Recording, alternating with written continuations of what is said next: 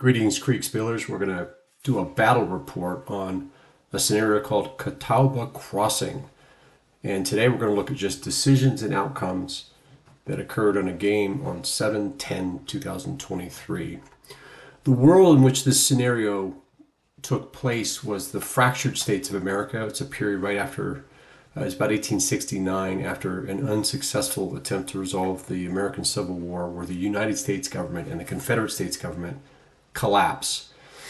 In the scenario, the Carolinas become their own area, and factions are attempting to control Charlotte. So the green group is trying to keep the gold group from getting to Charlotte. So that's the overall world building idea.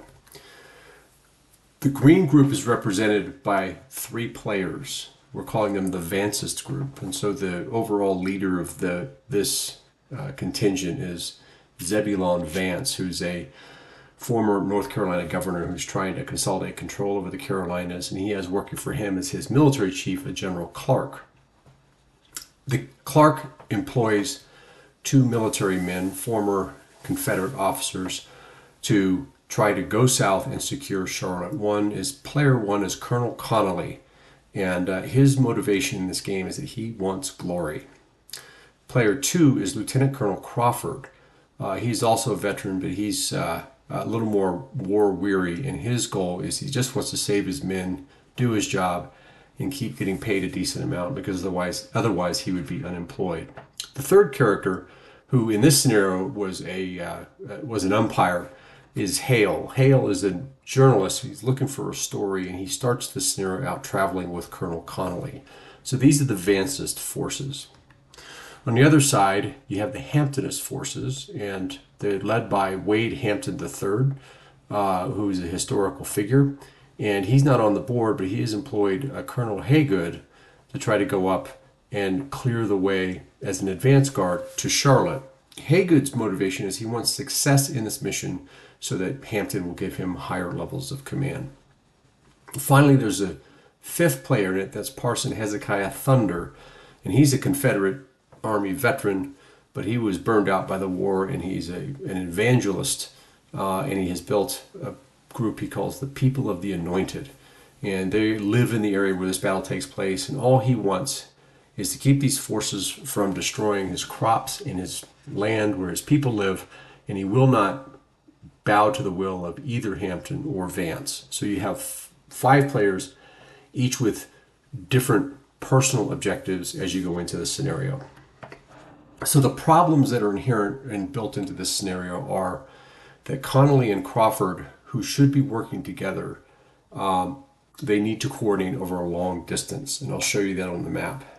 Haygood, coming up north, he actually is outnumbered by Connolly, Crawford, and Parson if Parson lines up against him. So he has to defeat all three of those forces in detail. He can't face them all at once or he'll be overwhelmed. So he's got to figure out a way to keep those forces from joining up while those forces try to figure out how to join up. Parson himself has veterans of the Great Calamity, that was what the Civil War is called, that he calls deacons. And they're a wild card because they're actually veterans that are fanatics, loyal to him, and so they don't break. They're fewer in number than the other formations, but they're definitely a wild card in whichever way the Parson wants to play it. And of course, lack of information. Connolly and Crawford don't really know about the Parson. Haygood kind of knows about the Parson, but he doesn't know the nature of it. And the scenario starts with the Parson reaching out to each of the formations, asking for something. That's part of the player who plays the Parson's role. So the first decision that was made was the Parson split his forces into three. So the first player 5 split his forces into three parts. So he had, down in the south, he sent 3 company-sized units to deploy. He took 1 company-sized unit and put it in the middle where the number 4 comes in. And then he kept 2 company-sized units with him, and they're called in his army principalities, as in the principalities of angels. So he has deacons and principalities of 200, all elite veterans of the Calamity who are loyal to him. So he made the decision to split his force up, and he gave them a standing order to ambush anyone who comes their way. So that was his approach. He also put some booby traps down by the road to the south. So the situation as it opened was that player number 1, who was Connolly, is coming from the north, and you can see the arrow in the northeastern part of the map. Player number 2, who was Crawford, is coming from the west. Player number 3 was with Connolly, and he was the newspaper man. Player number 4 is Haygood, is coming up from the south. So this is the basic scenario as it opens up. And the decision by player 5, who was the parson, was to put ambushing forces along every avenue of approach. Decision number 2 by player 1 was, as he came south, he decided to take 2 elements of his cavalry. His total force consisted of 8 units of infantry and 2 of cavalry, and he decided to ride into the town. When he rode into the town with his cavalry to explore what was going on, he received fire from the deacons. Now, the deacons were the parson's guys. They were undercover. Basically, they were in a concealed trench, and they have rifles. So they get in opening up and not terribly effective because the cavalry was in the town, but the his men started toppling out of the saddle, and he was with them, and he had a choice to make, and the choice was that he would attack with the cavalry. So he charged that entrenched position with his cavalry. It is interesting to note that the newspaper man was with them when this firing first started, so the newspaper man got a little bit of a taste of things and rode back. So Connolly proved himself to be an aggressive commander in that moment. How it turns out, we'll see. You can see on the remainder of the map that Crawford, who's player number 2, continued moving down the road, and the Hampton Forces, which is player number 4, continued to move north, about to run into that small group of deacons, 200, that are laying ambush by the railroad track.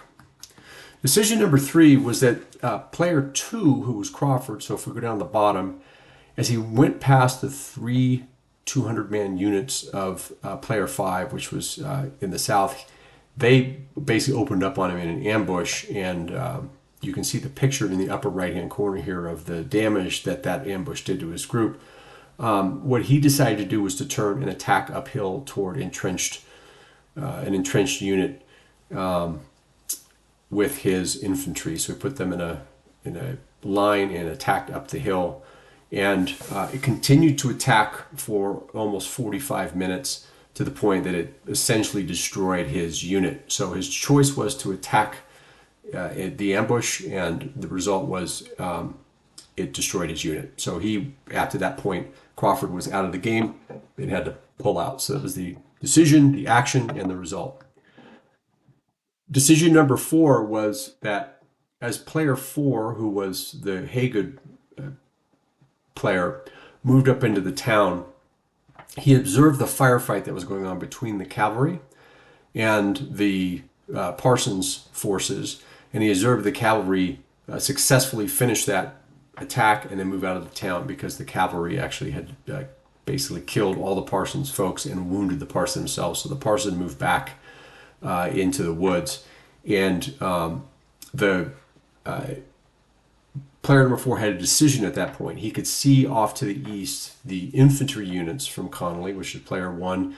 He could see that the Parsons people had gone off into the woods, and so his decision was to contact the Parsons. So he sent a messenger out, and then to deploy his forces. And so if you look at the image on the right-hand side, he did not rush into the attack. He sent his cavalry out to the flanks. He moved his infantry out onto the ridgeline, and most importantly, he deployed his artillery onto the ridgeline so they could fire down on that infantry. So he took a moment and made sure he did his deployment. So that was his decision. You can see now on the map that Crawford has been broken and is retreating all the way back to Charlotte, essentially. He did actually manage to take the ridgeline, but that 2 of those deacon principalities survived, and so they're going to move back up the road to rejoin with the parson back at the Parsons headquarters in the woods. So you can see the issue now for player number 1 is he does not have a supporting column coming from player number 2, so that's out of play now because they engaged with that ambushing force. And so player 4, who's Haygood, now outnumbers player 1, and he's made the decision to take and disposition his forces along the high ground, which puts him at an advantage. The second thing that decision number 5, player 4 then assaults thoughtfully. He takes his cavalry, moves them to the flanks. He moves his units across the bridge, and he moves them in echelon. He begins to deploy. He's got the artillery, you can see on the bottom left, which begins to range in pretty well. It's pretty ineffective at the start, but then it begins to range in, and it starts to break the infantry units. The one unit in the middle there, the 6th, has kind of a nice stand and kind of pushes back the gold forces, but in the end, this assault overwhelms the green forces under Connolly. Decision 6 was fantastic. It was very well played by the player who was playing the parson, because the parson doesn't exactly have all his marbles. And so this was brilliantly played, but sadly it ended in tragedy. The parson decided to boil out of the woods with his soldiers and actually have 2 of his units tie down the infantry company in front of him, and then he was going to have his right-hand man take the one unit and try to go capture the enemy commander and capture the guns. He was just unlucky that day. That infantry unit that was watching from the town was in good shape, and they basically cut down the parson's men almost immediately and actually killed the parson. So that was the end of the parson's treachery, but it was very well played because it was exactly in character with the character of the parsons. And so that player 5 did a tremendous job with that, and it was a lot of fun. It got a lot of laughter at the end of the game, and it certainly caught the Haygood commander by surprise, as he had these religious fanatics boiling out of the woods in his rear. So overall, the index was at 1530, so that's about 3.5 hours of game time. In real life, it was about 3 hours of play time. Each turn was around 12 minutes, so that worked out pretty well. You can see here Crawford was retreating. The center of Connolly's units, which was number 1, was retreating. The parson was essentially wiped out, and player 4 had actually cleared the road on the way to Charlotte with minimal casualties. So that was the end. That was the state of play at the very end of each of those decisions. So overall, when we look at the players and the players' objectives during the game, is that Colonel Connolly wanted glory. The newspaper man saw him charge with the cavalry into the town. So Colonel Connolly survived and is going to get a good article in the paper. So he will probably be advanced in his career as a result of this battle, even though his results on the field weren't that good. And history is full of examples of where that's the case. Colonel Haygood really was the clear winner. He achieved his objectives. He saved Hampton's Legion, which he was commanding from too many casualties. He had a thoughtful way of going about his advance, and he was able to move up to Charlotte without having to call for reinforcements. So he certainly achieved his objectives. Lieutenant Colonel Crawford's objectives were to save his men. He did not. He was not able to do that. Therefore, he did not achieve his objectives. And Parson Hezekiah Thunder, though he gets certainly the game's most colorful player, and he certainly did a great job, he did not achieve his objectives because he and his community didn't make it. So that's a battle brief of the Catawba crossing, looking at the decisions that the players made without judging them one way or the other, just showing the decision and then the outcome.